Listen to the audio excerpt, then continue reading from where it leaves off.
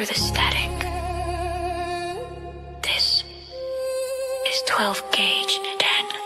The night falls on the table, red light glowing slow. Another case unsolved, yeah, we dig below. The tape rolls tight, whispers hit the mic. Every fact to fight, truth's a loaded strike.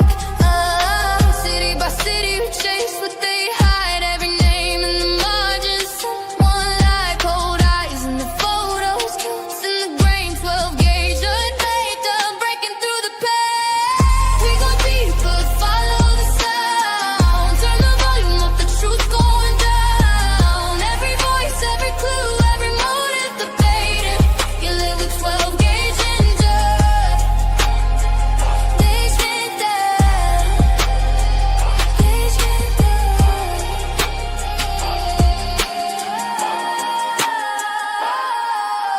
Late night calls and the static screams, tossed down names in the killer's dreams. Truth in the shadows, lies in the skies, we paint the scene where justice cries. Got tape, got files, got a mic and a name, not chasing fame, just exposing the game. From the court to the corner, we narrate the pain while the system stumbles, we explain the chain. Every episode, every theory,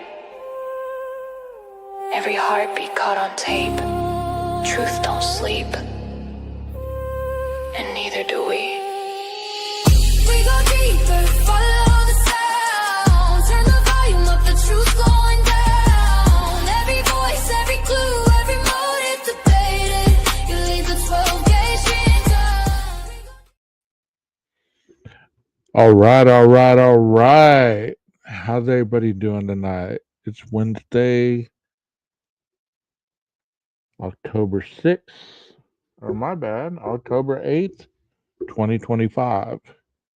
Hope you guys are doing well. If you're new to the channel, my name is 12 Gauge. Thank you for being here. I hope that you enjoyed tonight's presentation. We have a lot to discuss on this topic. Up in the left-hand corner, I've created a QR code, and there's two of them that I'm going to present throughout the live. One at the beginning and one at the end. You know, the first one that I present up here, it's just kind of like a tip. You know, if you want to reach out and give me something to do to the live or whatever, you know, a little coffee money, whatever. This is a Cash App one, and the second one that I put up is a donation one to the Heart Association. If you want to donate to the Heart Association, feel free. And by no means, these being up here, does it mean that you have to donate. But they will be up there. They're new. So I thought I'd give you guys a little understanding of what the QR code is. So on with the show. Hello, PKC. Hello, Common Sense. How you doing? Hope you guys are doing great. Man, my allergies are killing me. They've been killing me all day. So that's why I'm not on camera, because my eyes are pretty red.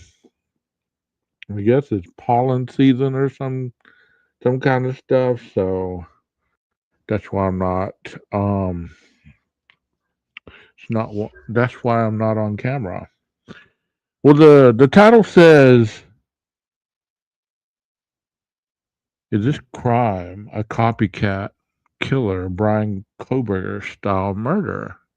And you're going to see what I mean by this. And one of the reasons that I put this title up there, it's not because I wanted clickbait or anything like that, because you're going to see the similarities between this murder and obviously the Idaho 4 case.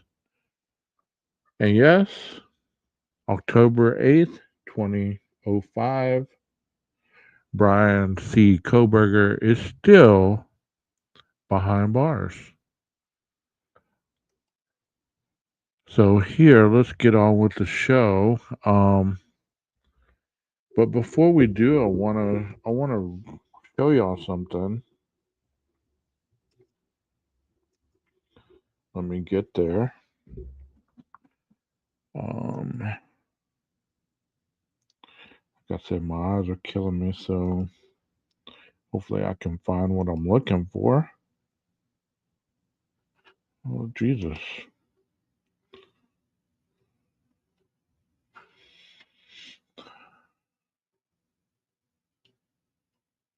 it was discussing the Idaho 4 case, and I wanted to show you a little bit about it if I can find it. And go ahead and search up here that way. Let me show y'all what I'm doing. That way you know what's going on.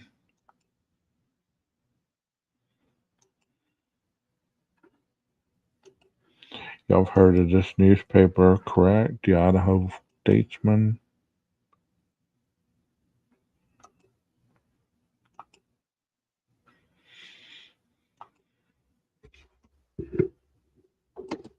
Go ahead and search.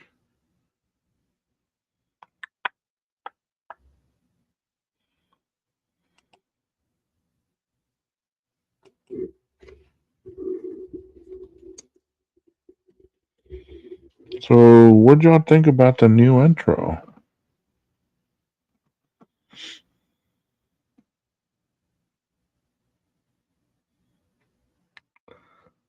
Um,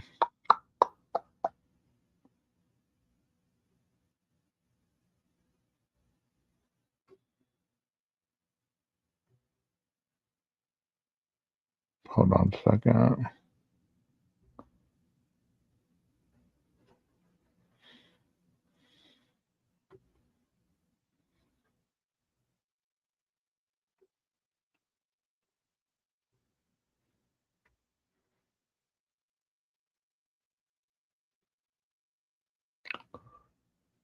Good grief. Might have to just go find it somewhere else because there's so many freaking articles here. Let me go ahead and start this video, and I'll go find it that way. That way I'm not holding y'all hostage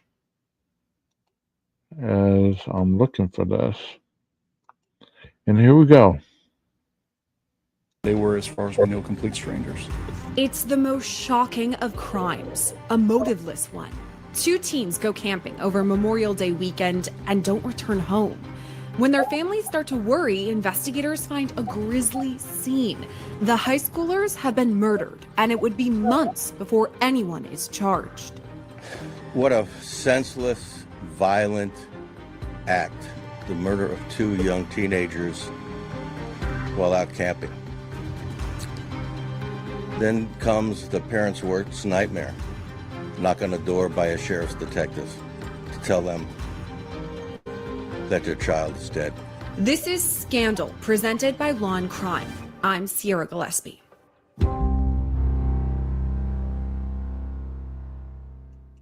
It was Memorial Day weekend 2025. 18-year-old Pandora Jules Rude and 17-year-old Evan Clark had just finished their junior year of high school, and they wanted to celebrate the start of summer. So they decided to go camping together, but they never came back. And it's worse than just not returning and going missing. Both teenagers were found brutally murdered, and for months the case was open-ended, completely unsolved. I mean, this is a terrible case nonetheless. I mean, can you imagine being a junior in high school, wanting to go celebrate your junior year summer, going into your senior year, and you decide to go to a place that's, not too terribly well known, but there's still people out there, and then this happened to you. I mean, this is just like, this is putting a spin on everybody that says there has to be a motive in order for this crime to make sense. Well, this is going to go against that. That is until this month, when a suspect was finally arrested. But here's the craziest part of it all. This suspect was seemingly a total stranger. And as of right now, there's no motive to the double murders, meaning it could be a completely random and motiveless crime. There are still a lot of questions we have about what happened, but we do now have some answers. So And many people say in the Idaho 4 case that there had to be a way, a reason that BRYAN knew these kids. Well, And you're going to see in this one as well, it could happen without knowing the victim. You don't have to know them in order to kill them. And there's a lot of individuals that stand hardcore on that because they're all about motive. Let's break it all down. Today's scandal takes us to southern Arizona, about an hour-and-a-half drive northeast of Phoenix. And that's where Pandora and Evan decided to go camping, specifically on Mount Ord. Now, Mount Ord is part of the Tonto National Forest and is known for its beautiful views. It's a really popular place for bird watchers specifically who go to see the wildlife, but also for campers or hikers. But one thing I found while researching Mount Ord is that it's not super busy. I mean, it's definitely used. There are people who go there, but it's not one of the more popular areas in that region that would have, like specific campsites or facilities or things like that. It's definitely more rural than some of the other nearby areas. That being said, there were multiple groups of people camping in that same area as Evan and Pandora on that weekend, May 25th. But it was the next day, May 26th, when the alarm was first sounded. I'll let investigators explain. On May 26th, the Gila County Sheriff's Office received a call for service about an overdue party located in the Mount Ord area. Mount Ord is a popular camping location on a mountain in the Tonto National Forest. It's off State Route 87, somewhere between Mesa and Payson. The complainant advised GCSO that her daughter was out camping with friends, and her last known location was on Mount Ord. The complainant also provided pictures for us of her daughter's camping trip, which she had received around May 25th. According to court documents, Pandora and Evan left home the morning of May 25th, and they planned to go camping on Mount Ord and then return the next day, May 26th. Pandora's mom says she spoke to her daughter after she left home on May 25th, and that was the last time she ever heard from Pandora. Her mom. That is a unique name, Pandora. I think it's pretty cool. I've never met a person by that name, so she had a definite unique name. So they left for the camping trip in May 24th. The next day, she was supposed to return home, and they didn't. So the mom automatically, of course, of anybody, especially young teens such as these, was wondering, where's my daughter? Where's my daughter? And why hasn't she returned home? So she starts calling around, and she ultimately called the police. Mom used the Life 360 app to track down Pandora, and her last known location was near the top of Mount Ord on May 25th. But when Pandora didn't return the next day, her mom got nervous. So she reached out to the authorities, who made their way to Mount Ord. When the GCSO sergeant arrived in that area, he located a vehicle later identified as belonging to Evan Clark parked off of the road. The sergeant tried to make contact with any occupants there, but was unable to, and he made some suspicious observations regarding that car.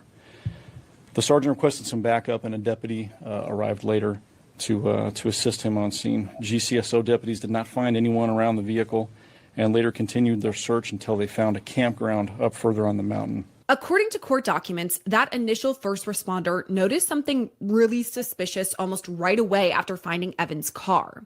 The sergeant stopped to contact anyone inside and noticed blood on the back bumper of the vehicle.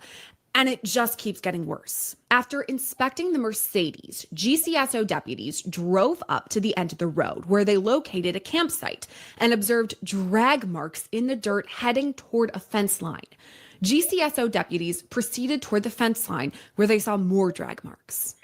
Okay, so if you're going up to this crime scene and you see drag marks and you see blood on the bumper of a vehicle, is this going to be a red flag for you? Tell me in the chat. Is this a red flag for you? Are you going to look at this as evidence, or are you going to look at it as, nothing to see here, nothing really important to see here? Just going to move around until we find something else. Tell me in the chat. Be your own detective at this moment. In that campsite, they noticed conditions that suggested there was evidence of something being dragged away from that camp area. They would then locate the bodies of Pandora Scholzrud and Evan Clark, who were pronounced deceased on the scene. We don't know all the details of what time Evan and Pandora were killed or the specifics of even how many times they were shot, but investigators say both Pandora and Evan died of gunshot wounds.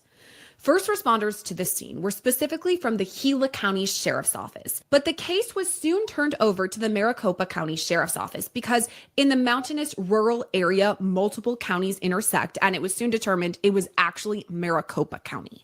So at this point, once the bodies are found, the Maricopa County Sheriff's Office Homicide Division started their work and found some shocking evidence almost right away. In a campground area near the area where the victims were found, detectives found several spent shell casings, as well as various camping items that were later identified as belonging to V2, meaning Evan.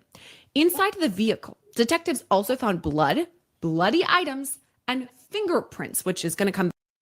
Okay, so inside the vehicle, they found blood and bloody items that belonged to victim number 2.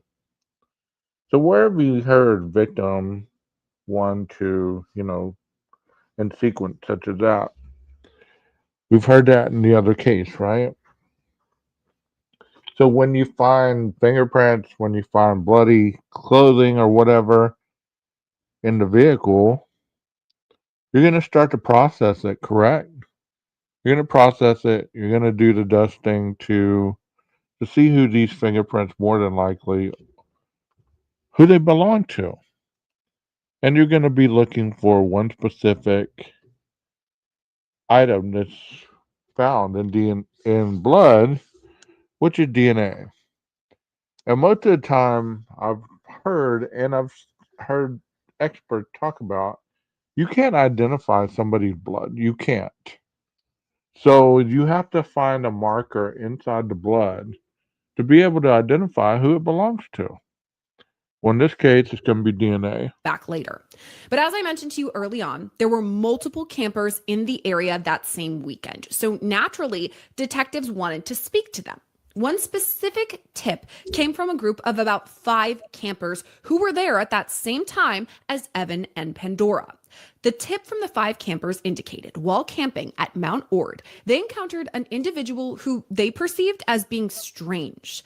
The tip indicated the male subject they encountered was driving a blue Kia Rio and provided the license plate to the vehicle. After further investigation, detectives learned the Kia Rio was registered to Thomas Brown. Okay, they noticed an individual that they perceived as strange. Once again, another individual being perceived as strange. But being strange in America in 2025, does that automatically make you a killer? No, it does not. But it's not a good look. And in this case, it wasn't a look good enough to keep people from writing down this license plate number and passing it along to police. And that's when things kind of pointed in the direction of the defendant in this case, Thomas Brown. Detectives spoke to the parents of both victims, who disclosed that the victims had left their residence in the morning of May 25th. The detectives learned that the victims were planning on camping at Mount Ord for the day and returning later on the 26th. The detectives processed multiple scenes and found many potential items of evidence and of value to us. Detectives received various tips regarding this incident over the next several days and weeks, and one of those tips revealed that there was a male subject identified as Thomas Brown who advised he had been camping on Mount Ord on that particular day. Detectives also received a tip from another group of campers who they say was camping on Mount Ord the evening of the 25th and left on the morning of the 26th. That tip indicated that the campers, while they were there, encountered an individual that they perceived as acting very strangely. The tip from those campers detailed some very specific observations that caused our detectives to heighten our focus and focus our investigative efforts into Thomas Brown's involvement in it. So let's be honest here. Many of us are out in society. We notice different things at different times. If you've ever been out camping, It's a very isolated event. There's very few interactions with people. So whenever you have an interaction, you tend to notice these people just a little more than you would per se in a concert or something where there's a lot more people, and the chances of identifying somebody are very few and far between. So they identified this individual as Thomas Brown. He was acting strangely, so strange that they noticed his Kia Rio, wrote down a license plate, and the police started going from there. In addition to continuing to follow all the other leads that we had. Some of this information corroborated evidence pointing to Brown's involvement in Evan and Pandora's murder. During an interview with Thomas Brown, he told detectives that he had been camping on Mount Ord from the 23rd of May to the 26th, and he had been with his wife. According to Thomas, his wife left the morning of the 25th, and he stayed behind until the morning of the 26th. He mentioned that Listen to this. This is where it gets really interesting. Very interesting. I mean, if you can't see that this would be some kind of red flags for the police, I don't know what to tell you. he flew a drone around the mountain, and that was one of the reasons that we had contacted him. And he mentioned also that he had encountered a younger male and female who were in a vehicle that he described as matching Evan's car. It should be noted that Brown's descriptions regarding the victims and the victim's vehicle were consistent with those persons in those vehicles. If you're a homeowner in America, you need to listen to this. The FBI has been warning about a type of real estate fraud on the rise. It's called home. Using your ownership, they can use my promo code SCANDAL at Home Title 24/7 monitoring of your title record. Dollars to fix it. Protect your own personal drone on the mountain and had video which he wished to share. So to me, that is Thomas inserting himself into the investigation, which is definitely a question mark. But on top of that, he told investigators he actually touched some of the evidence from the case. He said he never touched Pandora or Evan, but he admitted he did touch other things. According to Thomas, after a while, he left the campsite area and drove his vehicle down the mountain and parked near a turnout. Thomas said he then proceeded to hike back up to the campsite along the west side of the mountain. Thomas said after hiking back up to the campsite at the top of the mountain where he encountered the male and female subject, meaning Evan and Pandora, he noticed various items like a gray tote with camping equipment and an air rifle scattered near the campsite. Thomas said he rummaged through the gray tote and picked up the air rifle, but afterwards, he put the items back and left them there. During Brown's interview, So why would you... I don't know who's in the chat right now, so I'm asking this for y'all.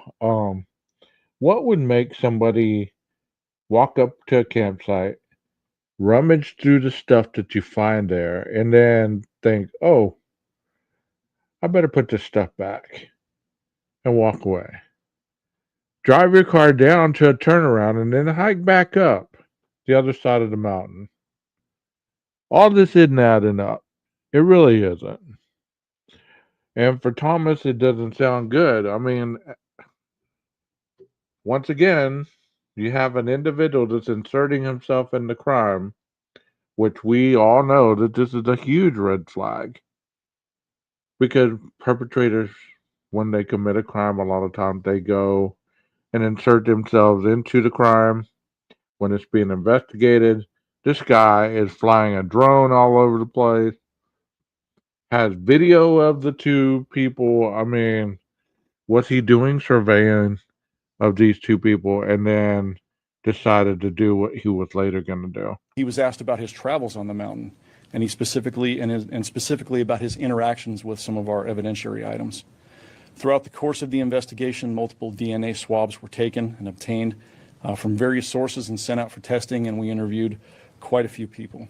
So investigators have his DNA, and they use that, and it's actually a match with what was found at the scene, specifically a set of gloves that were found nearby. Get this. Thomas's DNA was found inside the gloves and on the outside of another glove. On top of that, Pandora's blood was also found on the outside of one of the gloves, in addition to all of this. So the DNA is found on the outside of this glove, and it happened to match one of the victims. Sound familiar? Thomas's DNA was found inside of Evan's car. Based on that evidence collected, Thomas Brown provided false and misleading information regarding his involvement. It was the comparison of his statements and that physical evidence that led us to believe that. Thomas was eventually charged with murder and has already made a court appearance where we learned a little bit more about it. All right, sir, you're here on a Superior Court new case alleging 2 counts of murder in the first degree. I noticed that you have an attorney here. He tells me that this is a limited appearance.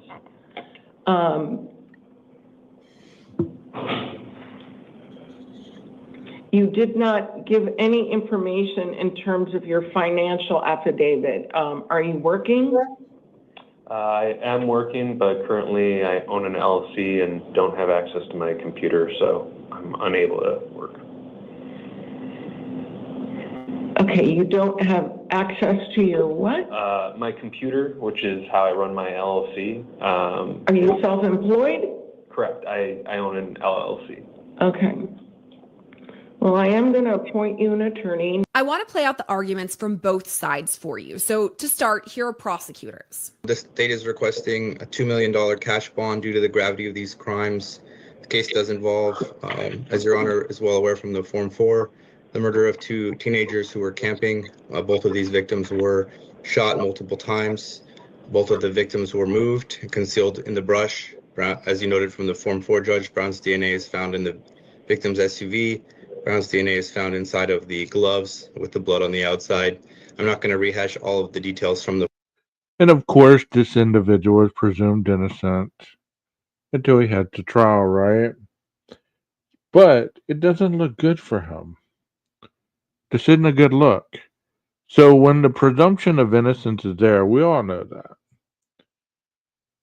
But we're talking about it in the sense that if you're looking at this murder, does it look more probable than unprobable that this individual committed the crime? You tell me. Form 4. As Your Honor asked, Brown does have a job. He runs his own business. Brown also has a spouse who is employed. The state believes that Brown is a danger to the community, a potential flight risk, and given the nature of this crime itself, we would ask for that $2 million cash bond. Thank you, Judge. When the defense is up to bat, they do push back and argue a bit about that DNA evidence that was recovered from the scene. And I had a chance to read the addendum in this case. And, you know, I was left with the question in terms of what was the conduct here that caused the death? I mean, you have to infer from the Form 4. I understand that, you know, there's mention of Mr. Brown's DNA on certain items on the scene. He doesn't deny in the probable cause statement that he had contact with both of the alleged victims. He was... Okay, so you get why his DNA was there, right? It's kind of like the same pushback that many people have pushed back on the Bryan Kohberger case. Sure, that could have been his DNA on the knife sheets, but it got there in another way. It got there by transferring his DNA by some other random movable way. Well, this guy admits to being at the campsite. He admits to rummaging through their stuff. So obviously his DNA would have been in there. Who would have been there? But we have to ask, what would have made his DNA and blood be in the glove? I mean, if he was just rummaging through their stuff, where did the blood come from? How did he manage to get blood that belonged to one of the victims into this glove by just rummaging through the stuff and putting it back? Do you get what I'm saying? Like, how could that have happened if he didn't have contact with them before he put the gloves on? There's no way that his DNA could have came off the gloves onto the people. I mean, they found his DNA and blood that was on this inside of the glove. Camping, he was there hiking. But importantly, there's little reference to where Mr. Brown's DNA was not found. And what's interesting is no mention in the addendum that they were found on the shell casings. There's no mention that any of the DNA was found on items. They make mention in the Form 4 that there were these items along a trail that presumably Mr. Brown hiked, and yet there's no DNA on any of these items that were collected at all. There's reference to a search warrant that was done here. And there was a search warrant that, the way it's referenced in the addendum is that it was somehow limited to fingerprints or was limited to obtaining his DNA. In fact, there was a pretty comprehensive search that occurred months prior to today where they searched his residence, they searched his vehicle, and there's no reference at all to that there were any items that connected Mr. Brown to the alleged murder. And so Judge, Mr. Brown. So you do remember the shell casings that were found all over the crime scene? Wouldn't you anticipate that Mr. Brown would have to have owned the weapon that fired these rounds in order for it to be the weapon that was used to commit the crimes? Let's see if they find the weapon. I understand he didn't provide any information. He has no criminal history whatsoever. He's been a resident of Phoenix for quite some time, for I think 5 years. He's married, served in the military for 10 years. We'd ask the court to impose a bond consistent with the information that's provided in the addendum, which again, you have to infer here that Mr. Brown was somehow connected to this conduct and what that conduct was. And so we'd ask the court to impose a bond that is less than $2 million cash.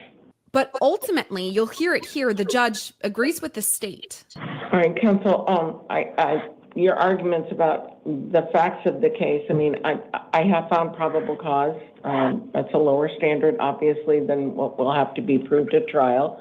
But I do believe that there's sufficient evidence that's been provided to the court to find probable cause on this matter. So the judge ruled in favor of the state, citing that there is probable cause to keep this individual behind bars until they move on to the next phase, which would be the indictment. So he has been found probable. His case is probable cause worthy to keep this individual locked up with a $2 million cash bond. So if you don't have $2 million or 10% of that, which would be what? $200,000? It's a lot of cash to drop down to bail this man out. But he had a flight risk if the state warranted and discussed to the judge. So that's probably a reason why she made her findings. Your next hearing, sir, will be a status conference on October the 8th at 8:30. And again, I have received, reviewed, and considered the victim's statement from looks like the mother of the female victim in this case.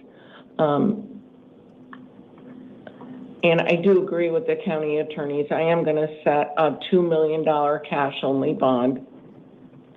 You are not to have any contact with any of the victims' families, alleged victims' families. You are not to possess any weapons. You are not to... And all the static conference means is they're going to assess the court's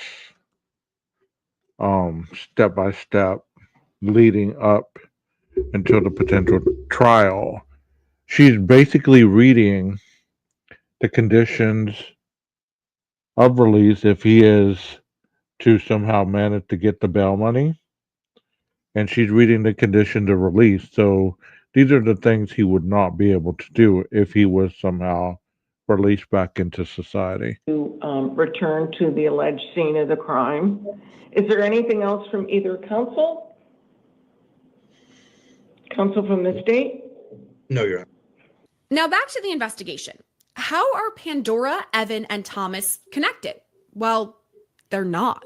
But at this time, we do not have any information to suggest that there was any evidence of any connection between Evan Clark, Pandora Schulzrud, and Thomas Brown. We're unaware of any allegation that Evan and Pandora's action or conduct contributed to their deaths. At this time, the information we have suggested that Brown acted alone and that there was no further danger to the community from him. We have no evidence to suggest that there was any meetup or there was any pre-relationship or that there was any way that they were associated beforehand, that there had been any communication. They were, as far as we know, complete strangers. Pandora's mother has been really outspoken since news of Thomas Brown's arrest, and I wanted to share some of what she has to say as well. My daughter, Pandora, was a beautiful, brilliant light in this world. She was so full of life and joy and love. She was the type of person you never forget after meeting her. She was always up for an adventure, and she lived every day to the fullest. Everyone who spent time with her walked away feeling her love and joy. Her joyful spirit was contagious. She had a genuine curiosity and interest in every single person she ever met.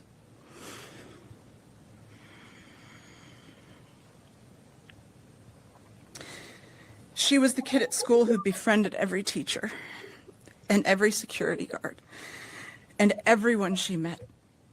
She was the kid that was waving and smiling at everybody and left people feeling good.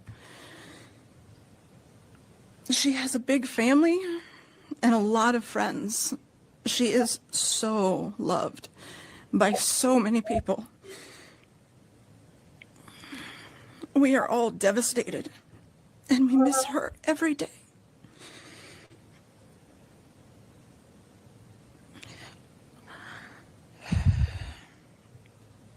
All of life's beauty feels less bright without her here. But the light and love and beauty she gave us will be in our hearts forever. And the darkness that she encountered on that day when she met her killer will not define her life. His darkness will never overcome her light. I mean, it's almost the same type of victim impact statement, but at this point, she was giving a statement about her daughter, about what type of person that was murdered.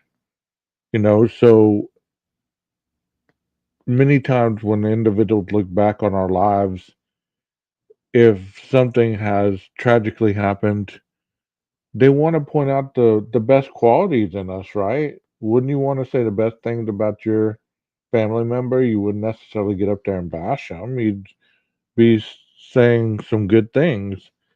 Well, this young woman, because she was going into her senior year as well as the young man. So they were in the prime of their lives. They were just getting their life started, and they were cut down by this individual for no reason, as we know so far. And I'm sure I'm going to be following this case. I just put up the QR code if you want to donate to the American Heart Association. That QR code takes you right to the donation page. Once again, you don't have to, but I'm just putting it up for a good cause. Let's continue on. Over the past 4 months, I have prayed every day that her killer would eventually be brought to justice. The Maricopa County Sheriff's Office and all the homicide detectives and the FBI and all of the agencies who've contributed to this meticulous and thorough investigation. I will forever be grateful for their tireless efforts to bring justice for my daughter. She deserves justice. The homicide detectives have done an excellent job to identify the perpetrator and build the evidence necessary for an arrest. I mean, it is awesome how quickly they found this individual. I have full faith in our judicial system to evaluate the evidence in this double homicide and find the perpetrator guilty of the violent murders he committed against 2 innocent teenagers. My My daughter's life matters, and I look forward to the day the perpetrator is convicted and punished for his crimes. It's so heartbreaking to have to go through and hear Pandora's mom talk about all of this. The months that she spent with questions, hoping for justice for her daughter. Thankfully, it seems that there is a suspect in this case. He has been charged. But that's where we're at for right now. I mean, there's no pleas yet. We haven't heard a lot of the information. Detectives specifically said there's a lot they're not telling us, specifically because they don't want it to harm the investigation. Right now, Brown is being held on that $2 million bond. And I still have so many questions like motive. For us to speculate as far as the motive right now would not be helpful for the case. Thomas Brown is due back in court on Wednesday, so we'll see what comes out of it then. We'll definitely be following what's next in this case, so make sure to subscribe to our channel so that you don't miss that and all things true crime. So we will be following this case because it seemed very interesting that this individual has some issues that are going to come out. And like I said, I'm going to update you with the Idaho 4 stuff. You remember they released some things, some photos or some videos of Bryan in his cell, and they were going to do some investigation. Well, they've investigated that. It says Koberger prison video leaker identified, but won't face criminal charges. So let's see exactly what happened in this situation. Let me make this dark because it's hurting my eyes. There we go. It says Prosecutor Bill Thompson emphasized closure for families as Bryan Koberger in chains was remanded to the Idaho State Prison for life. The prosecutor stated this moment brings long-awaited justice for loved ones and the community by Ada County Courthouse. So here we go with the story. It says no criminal charges will be filed against the corrections officer suspected of recording and releasing prison security footage of Bryan Koberger, the man serving life in prison for killing 4 University of Idaho students. State police told the Idaho Statesman. Prison officials and the Idaho State Police concluded their investigation into the leak of the video, which the state prison system said last month were determined to be authentic and in clear violation of Idaho Department of Correction policy. After the footage made its way online in August, prison leadership committed to finding the person and holding them accountable, including with termination and potentially criminal prosecution. Investigators said they believe they settled on the male IDOC worker responsible. State Police spokesman Aaron Snell told the Statesman. But even if the prison system strictly prohibits filming a security video feed, it was found the action did not rise to the level of breaking state or federal law, he said.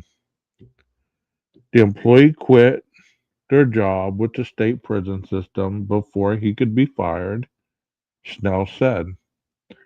He has now resigned and there's no criminal violation we can charge him with. He said, this video does not fall under the definition of contraband.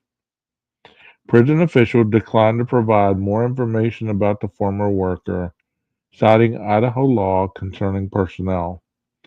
The individual responsible for the policy violation was identified and has since left the agency. IDOC spokesperson Sandra Kazeta-Cernagic said in an emailed statement, the case was referred to the Idaho State Police, which determined there was insufficient evidence to pursue criminal charges. We remain committed to upholding the highest standards of conduct and will continue to enforce all policies to protect the security of inmates and staff. Koberger, 30, was sentenced to in July to 4 consecutive life prison terms for murdering the four University of I undergraduates in Moscow, November 2022. In a plea agreement reached with prosecutors, he accepted no chance of parole and waived all of his appeal rights in exchange for dropping the death penalty. So we know who these people were. We know about the crime. We do understand what happened. And there was part of that video footage that came out very early on. So it was identified that this was a real video. It was recorded inside off a video screen, obviously, and it wasn't a crime. Um, so he entered the prison on July 23rd. So he's been in there a minute. It says he entered the prison's medical unit where he was kept for 6 days before he was moved to solitary confinement in a wing called J Block, where death row prisoners are held. Ann Taylor, Koberger's public defender, emailed state prison leadership on August 14th about the leaked footage of her client in the prison with the two links on Reddit, according to a document obtained by the Statesman in a public records request. Edwin Elcox, a Boise-based criminal defense attorney, told the Statesman she thinks criminal charges could have applied to the corrections officer for possibly bringing a cell phone into a secure prison facility without permission, with some limited exceptions for command-level staff, including wardens and chiefs.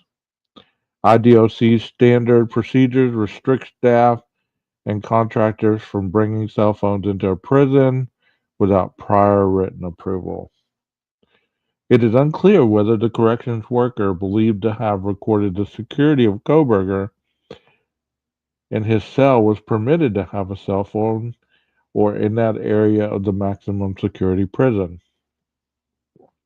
The standard procedures state introduction of such a device into the prison system is contraband and could result in administrative action of criminal charges or both.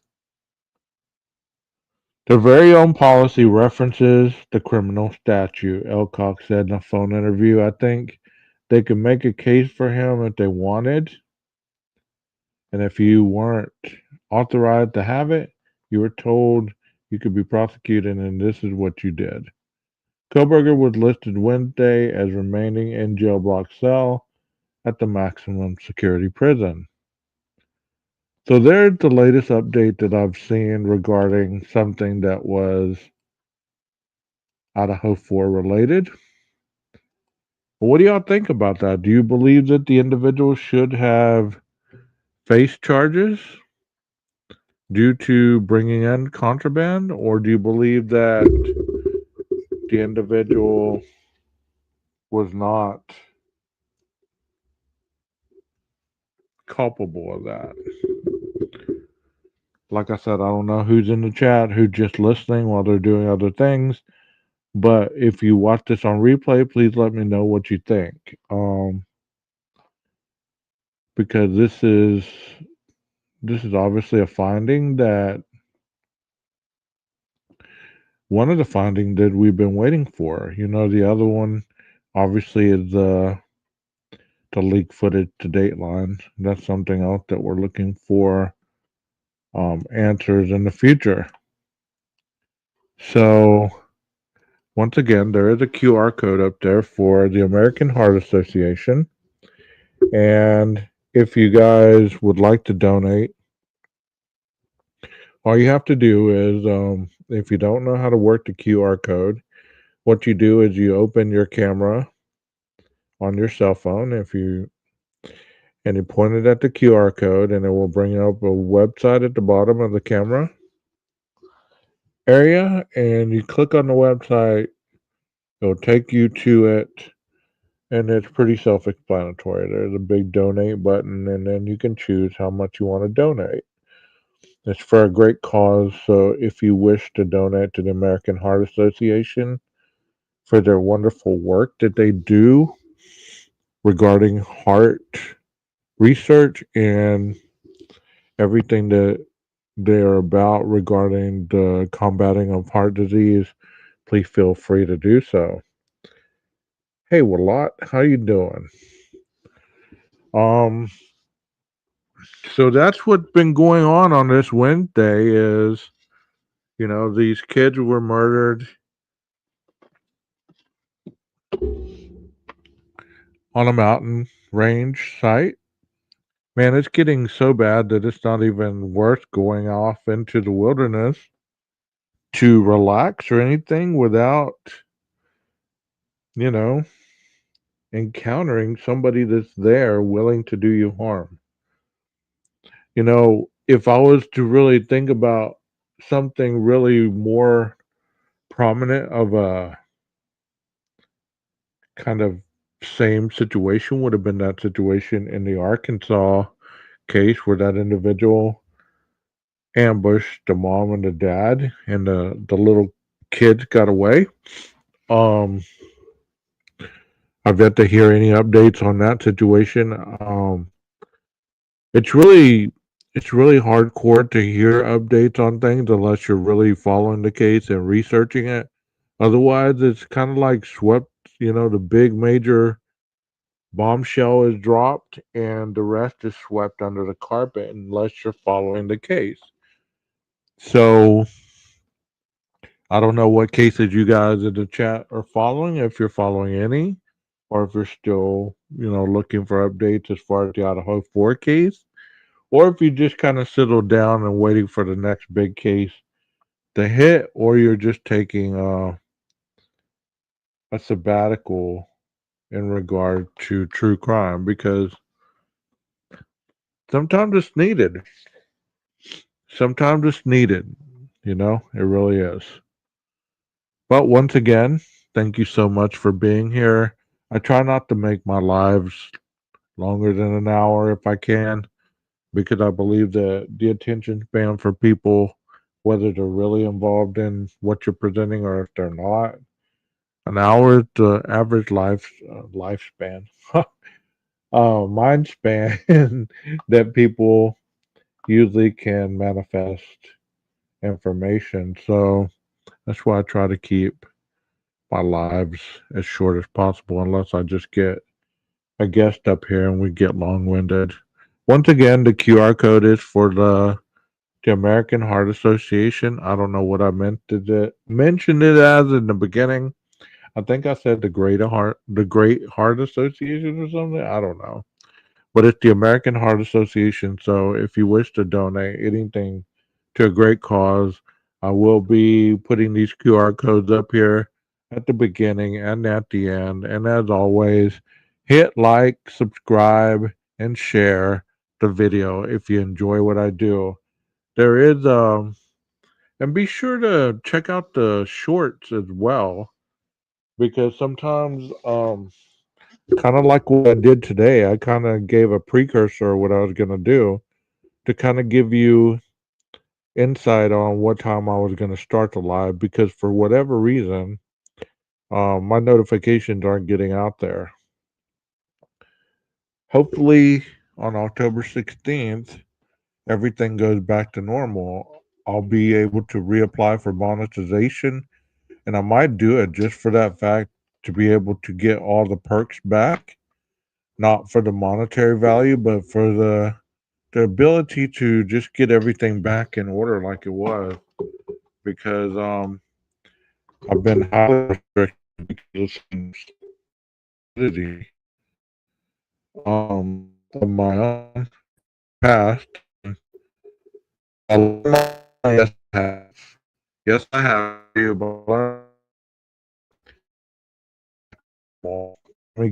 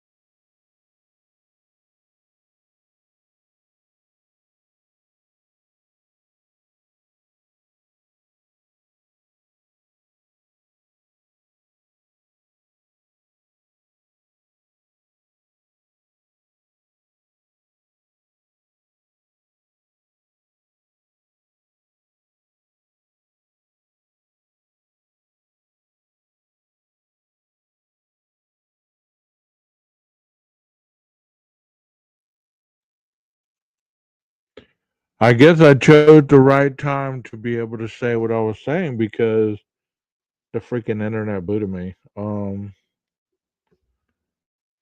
don't know. Somebody, I've heard that there are people able to sabotage your lives, and I don't know if that's a real thing, but I've heard that people are able to do that. So I'm wondering if people are doing that to my lives because it's happening a lot more than it's ever happened. I haven't had issues with that.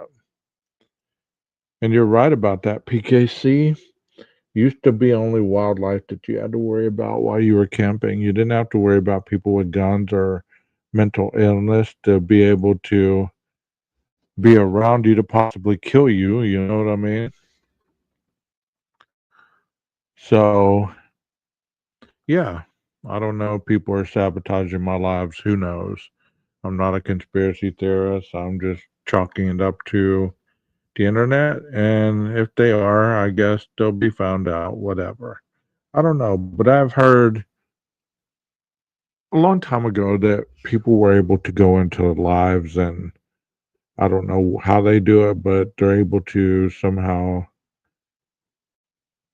crash the live by whatever reason, however they do it. I don't know. I don't care. I had to delete the one from last night because it kept crashing. So if you are sabotaging my lives, I hope you're enjoying yourself with your sick fantasy. Doesn't affect me one way or the other because I was signing off anyway, so kiss my ass. For the rest of you, yeah, that's true, Walt. That's very true. At least if you go camping now, BK won't kill you. That's true.